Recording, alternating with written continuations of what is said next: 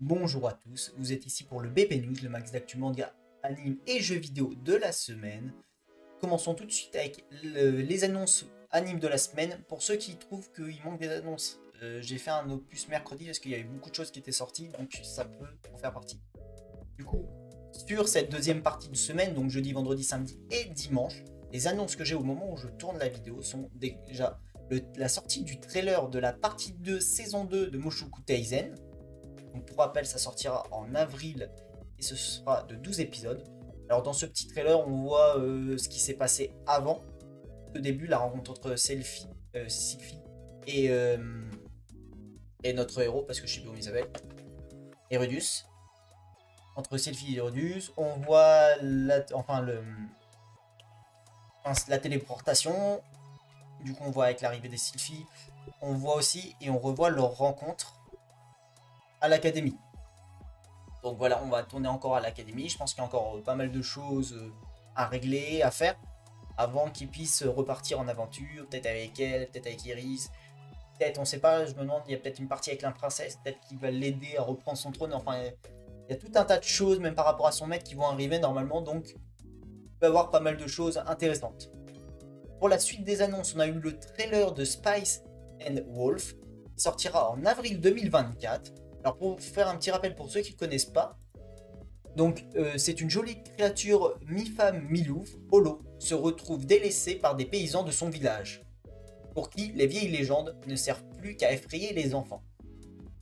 Oubliée des hommes, Holo ne se laisse pas abattre pour autant, au contraire. Elle s'en va découvrir le monde à bord de la carriole d'un marchand itinérant, l'énigmatique Lawrence. Une étrange relation s'installe vite entre Holo et cet homme, au geste doux, tandis qu'ils troquent leur cargaison de ville en ville. Bon bah de toute façon c'est, j'allais dire, c'est un itinérant, hein, il est là pour faire du bif, hein, on va pas se mentir. Hein. Mais méfiance, les faux semblants, les arnaques et les dangers bordent le chemin. Donc ça promet, de ce qu'on voit déjà, d'être quand même esprit shonen, mais pas non plus seinen, tu vois. Ça va être des aventures, ça va... Je pense qu'il va y avoir des moments un peu comme dans Machol où tu vas te taper des barres, tu vas te dire n'importe quoi. Mais je pense qu'il y a aussi, peut y avoir des moments plus traditionnels, marrants, tranches de vie. Ça peut être pas mal. Ils l'ont quand même classé dans la partie seinen. Alors, je sais pas... Là, je suis sur Manga News, ils l'ont classé dans la partie seinen. Pourquoi? Est-ce qu'on a des spécificités qui font ça? Alors que dans... Ah si, bah sur Naughty Lone, ils l'ont mis en seinen, c'est précisé, romance, slice, donc romance, fantasy et style de vie, en gros, tranche de vie. Donc plutôt tranquille, mais quand même dans la partie seinen, parce qu'il doit avoir peut-être des choses particulières, je sais pas. La aventure fantasy. Excusez-moi. Du coup, ouais. Bah, ça promet, hein, ça peut être pas mal, à voir, ça sera, si je ne dis pas de bêtises, dispo sur Crunchyroll, du coup à partir du mois d'avril. À un moment c'est ça, ouais, c'est sur Crunchy. On enchaîne la suite des actualités avec, alors c'est pas une annonce, mais disons que l'anime Seven Deadly Sins Fortnite of the Apocalypse, pour ceux qui n'ont pas encore vu, est dispo sur Netflix. Pour ceux qui ont Netflix et qui n'ont rien envie de le regarder. Il y a déjà 11 épisodes, je sais pas s'il y a d'autres saisons qui sont sorties, j'ai pas trop regardé. Mais voilà, c'est dispo dès maintenant. Vous pouvez aller sur Netflix, vous le verrez, même dans les en-têtes en général, ils en font la promotion vu que c'est les nouveautés qui ont été ajoutées. Voilà. Pour ce qui est de la suite, sur la partie gaming, on va commencer par l'annonce Overwatch. Overwatch est dispo sur Nvidia GeForce Now. Donc c'est la partie, si vous voulez, c'était la partie un peu cloud gaming. Donc en fait, même sans avoir la performance d'un PC, tu pouvais cliquer sur le jeu et y jouer. Et bah là, on te dit que maintenant, à partir du moment où tu possèdes du coup, le GeForce Now, et bah tu peux jouer à Overwatch sans avoir besoin d'un PC très très puissant, quoi. Autre annonce de la semaine, c'est la sortie. Enfin, même pas, c'est pas la sortie, c'est l'annonce que The Last of Us Partie 3 est en production. Donc voilà, je ne sais plus qui c'est, hein, le directeur du projet ou quelque chose comme ça qui a dit qu'il était déjà en train de le faire. qu'ils avaient déjà commencé la création de la partie 3 et que ça devait pour sortir, je sais plus, 2024, 2025, quelque chose comme ça. Donc voilà. C'est pas tout de suite, mais ça devrait arriver normalement prochainement. Je dois voir peut-être une date de la Last of Us partie 3. Et après, on va parler directement de ce qui s'est passé avec Sony. Donc, le State of Play. Du coup, la partie 3, il est en préparation, il est déjà en préparation, donc ça, il n'y a pas de problème. Mais on n'a pas vraiment de date qui doit être confirmée.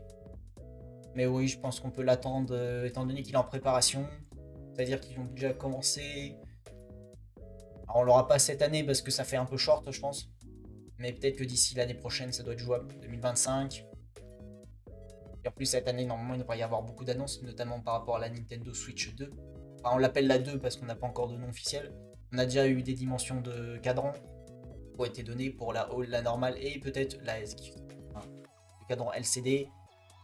Peut-être du OLED. Après, comme ils ont fait avec celle-ci, il y a tout un tas de choses qui sont en train de se voir. Il y a aussi des spéculations comme quoi Sony va peut-être sortir du coup une nouvelle console. Mais pas genre une PS4, plus une PSP, PS Vita, quelque chose comme ça. Mais ça, c'est que des spéculations. Je sais pas, je crois pas qu'il y ait eu d'annonce ou quoi que ce soit à ce niveau-là. Mais voilà, il y a tout un tas de choses qui vont arriver, je pense, de toute façon cette année ou prochainement, qui font que bon. Et on va parler un peu du State of Play. Donc ça dure à peu près, je crois, j'ai vu entre 40 et 50 minutes. Donc c'était l'annonce de différents jeux, d'images liés à différents jeux qui vont du coup sortir sur PS. Donc on a eu le trailer de Helldivers 2. Donc je vous mettrai un petit extrait sur la droite de gameplay qui a été montré. Il a l'air pas mal. Il a l'air pas mal. Après il faut voir, ça a l'air d'être du multijoueur possible. Peut-être il faudra voir après les différentes modalités. De toute façon on peut déjà le commander, hein. Le précommander, vous allez sur le site de Sony et on peut déjà le précommander. On a peut-être même on a une date PS5 et PC, il sortira. C'est déjà précisé. Vous voyez, donc bon. Et ils mettent aussi des images, du gameplay, il y a tout ce qu'il faut. Il y a toutes les infos aussi par rapport au jeu. Il sera même dispo sur Steam, il est déjà en précommande sur Steam. Donc achat intra facultatif, jeu en ligne requis, prend en charge jusqu'à 4 personnes en ligne en PS Plus, machin, tac tac tac, les gâchettes. On a du gameplay, on a tout un tas de choses. Donc. Et il a l'air pas mal du tout. Je pense que quand il va sortir, il va y avoir pas mal de monde dessus. Après, est-ce que ça va durer? Je sais pas. Peut-être pas, tu vois. Mais je pense que quand il va sortir au début, il va y avoir, je pense, du monde dessus quand même. Ensuite, on a Stellar Blade qui va sortir. En fait, toutes les annonces que j'ai vues, j'ai essayé de renoter les plus intéressantes. Je vais pas fait aller dans les détails, après rechercher. Si vous voulez, je mettrai les noms, vous me dites et je vous mettrai le nom de tous ceux que j'ai cités. Vous les revoir, ou sinon vous recherchez sur internet le State of Play, et il y en a qui ont fait des listes de tout ce qui a été dit. Donc il n'y a pas de problème, même avec des trailers, des trucs, enfin, faut pas hésiter. Donc il y a Stellar Blade qui est sorti, qui a été annoncé. Il y a Zenless Zone Zero, qui a été du coup annoncé aussi. Il y avait premières images gameplay, Silent Hills, avec une précision, ça sera le The Short Message, celui-là. On a eu Judas. On a eu des informations aussi par rapport à des jeux VR, des futurs jeux VR pour la console de Sony. On a eu Dragon Dogma 2. Donc il m'a fait un peu penser, je vais pas vous mentir, à Monster Hunter quand je l'ai vu. Mais bon, voilà. Il y a eu aussi des annonces passera à Rise of the Ronin, un jeu qui a été énormément attendu. Je crois qu'il y a eu un truc genre une bonne dizaine de minutes, quelque chose comme ça dessus. Donc ils ont passé pas mal de temps à montrer du gameplay, à donner les dernières infos et tout. Donc c'est un gros jeu qui est très très attendu. Et il y a aussi un Sonic que j'ai pas noté, mais une annonce Sonic, mais bon voilà quoi, sans plus. Et Death Stranding 2 On the Beach aussi, qui est très attendu. Et qui a eu ces images, qui a eu je crois un trailer. Vous mettrez au fur et à mesure où j'en parle, vous aurez les petites, je vous mettrai des petits trailers, des petites images du jeu et de ce que voilà. J'espère que ça a été, c'est les infos que j'ai collectées cette semaine, parce qu'il y a eu d'autres news, d'autres spéculations, tout un tas de choses, mais pas forcément, j'ai pas trouvé très intéressantes dans la totalité. Je vous ai mis les grosses annonces. Celles que j'avais déjà parlé, j'avais dit je referai un retour dessus aussi. Et puis sur ce, bah, j'espère que ça vous a plu. Je vous dis à une prochaine et du coup prochain BP News la semaine prochaine tous les dimanches. Et n'hésitez pas à liker, vous abonner et commenter pour aller voir toutes les semaines. C'est avec plaisir les gars. Allez tchuss.